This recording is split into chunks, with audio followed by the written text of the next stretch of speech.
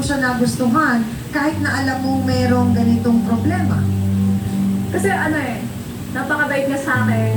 Lagi niya ako nalagaan. Ilang taon ka na, Myla?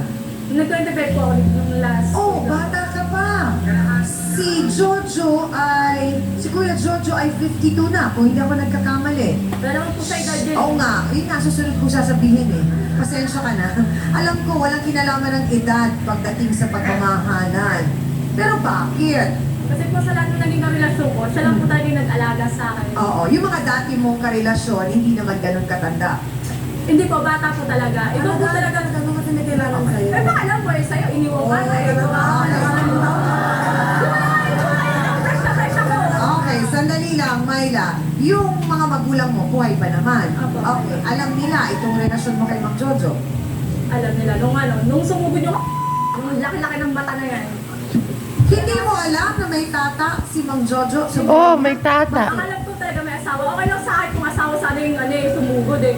Kasi kung Eva naman nakikita siya, kala mo sumugod, kala mo asawa. Wala na pangyak ako, karo kanya ka rin, no? Dalawang tayo. Okay, so nang dahil doon sa pagsugod, nalaman ng magulang mo. Opo, kasi natanggal ako sa trabaho. Okay, ilang taon na ang tatay mo? 50 po. Oh, mas matanda pa si Kuya Jojo. Hindi ka ba parang medyo na ilang? Hindi naman sa hinuhusgahan natin, pero parang, syempre, yung edad ba? Nung umpisa po kasi talaga, parang nagkakajoke-joke lang kami. Pero yung tumagal po, kasi po, lagi ko po yung customer sa auntie. Tapos magbabayad na ng 500, tapos hindi na kukunin yung sukle. Keep the change! Baka naman 499 yung... Ah, 499 pala. Magkano madalas siya kinakain in order? Hindi umabot ng 200, tapos keep the change.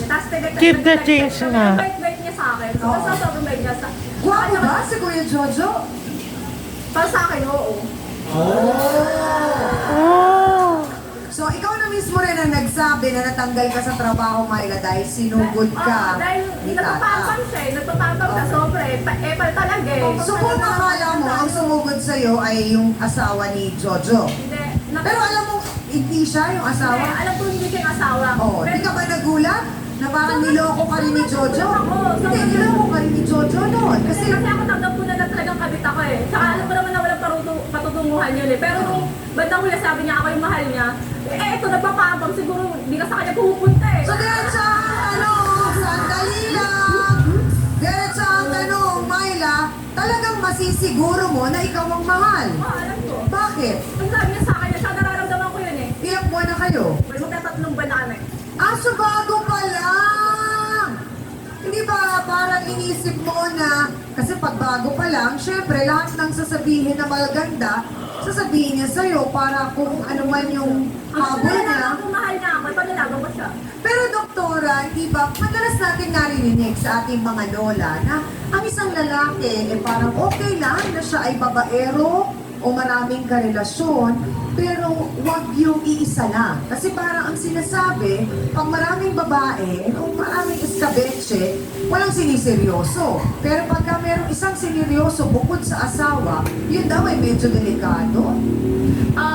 Siguro kasi yung masyado kasi traditional yun, pero dapat ang isipin natin unang-una ganito, no? Pag ikaw, nanliligaw pa, okay lang na sabihin natin na marami kang choices. Kahit naman sa babae, di ba? Pag may manliligaw, maraming choices. Pero if you find yung real, ito na yung choice ko eh, siguro dapat i-eliminate na. Kung baga na evicted na itong mga ibang choices ito, hindi ka na pwede dito. Kasi nandun na yung ibig sabihin, committed ka na dito sa taong to at nahanap mo na yung totoong mamahalin mo at yung tunay na pag-ibig kung meron man. Oo. Isa pang nakikitang factor dito, Dr. Camille, is yung aminado nga si Tata, hindi siya ang una, hindi rin si Myla. So meron talagang original. Baka kasi daw si original ay medyo may edad na at wala nang hilig sa something-something. Kaya si Mang Jojo naghahanap ng ka-something-something. Una-una siya, tayo kasi mga babae, masyado tayong affected ng ating yung sasabihin na pag umabot na sa menopause. Pero Oo. tandaan niyo po, ang nagiging effect kasi, psychologically, sasabihin niyo ba, ay, menopause na ako, hindi na pwede. Alam mo mga lalaki, lalo na siya, magugulat ka. Pagdating ng 50 plus, lalo na sasabihin na every 3 days or every 2 days, kailangan meron. So dapat, alam mo yung mga pamamaraan paraan. Alam mo kung ano yung tamang pagkain na kakainin mo para sa ganoon, healthy ka. Kasi in this kind of relationship, lalo na sexually active ang iyong asawa, dapat you also eat the right food. Ano ba yun? Namatandaan namin. May sabaw, prito, pinakaluan. Karaniwan siya, ang isang sa mga pinaka-effective na aphrodisiac, yung mga seafood. Pero mataas na kolesterol, kaya medyo Mga ingat. maiinit na pagkain. Oh! Sili, onions, yung mga Oo. ganyan. O hindi nyo So kailangan si amoy. Mrs. yung lulutuin para kay Mister, babawasan ng sili, pero yung kakainin niya, dagdagan ng sili. Para hindi maghanap ng iba. Ngayon, kung gusto mo naman dahil kasi on a diet ka, dahil sabi mo mataas ang cholesterol, ang isang napaka-effective na aphrodisiac na fruit is peaches. Oh! Mangga. Naku, huwag niyo hahainan si Mr. ng peaches pala. Tsaka mangga. Papaya ang ibigay. Pwede. Pero chemical ng papaya para masuppress naman ang sexual. Bakit parang ang mga kasawsawan natin interesado kung ano yung prutas na yon? Teka muna, oy! Bumoto muna kayo! Parang ito rin si Hans, gusto malaman kung ano yung prutas. Tsaka ako alam ko na ang kailangan ko Wala lang, hindi ko lang masyadong mahanap agad-agad. O eto na lang muna mga kasawsawan.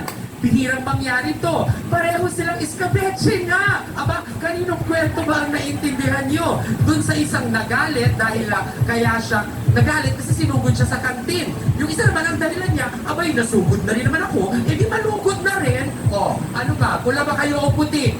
Kayo dyan, go!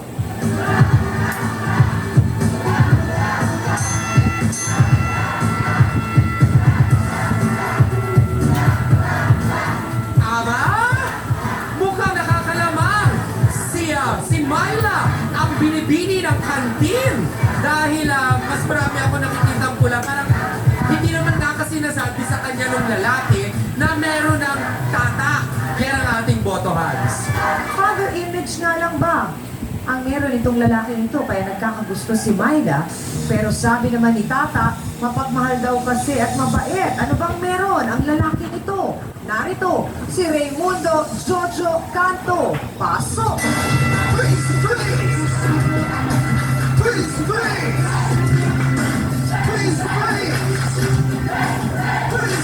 Mang Jojo!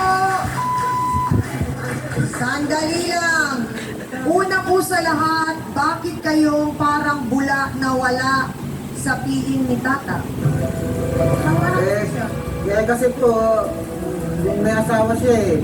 Pagka babalik pamag-anak ng asawa niya, sinabihan ako baka bumalik daw yung asawa niya. Ako, Kaya lumidistansya ho ako sa kanya.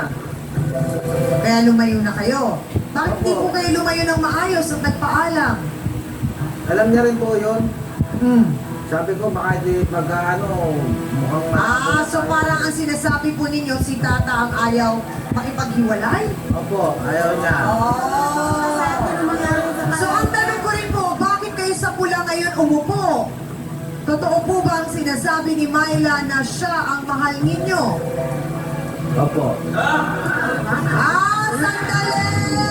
Sandali! Aalamin nga natin kung totoo ang sinasabi ni Mang Jojo na si Myla ang mahal niya at tila baga ang iniiwasan na niya si Tata pero hindi ito kayang tanggapin ni Tata. Magbabalik po ang face to face. Nung nabalitaan niya po itong si pinagbantaan niya ako na doon papakita niya sa akin, nagkakasa na kita. Pagkatapos daw siya, itatagaraw ho Sino po? Si Aling Linda? Oh, di ba kayo kinabahan? Kaya hindi na ako umuwi, baka makatulog pa ako sa amin, tagayin ako. Kayo gawa milagro, takot, abutol, agising, alana.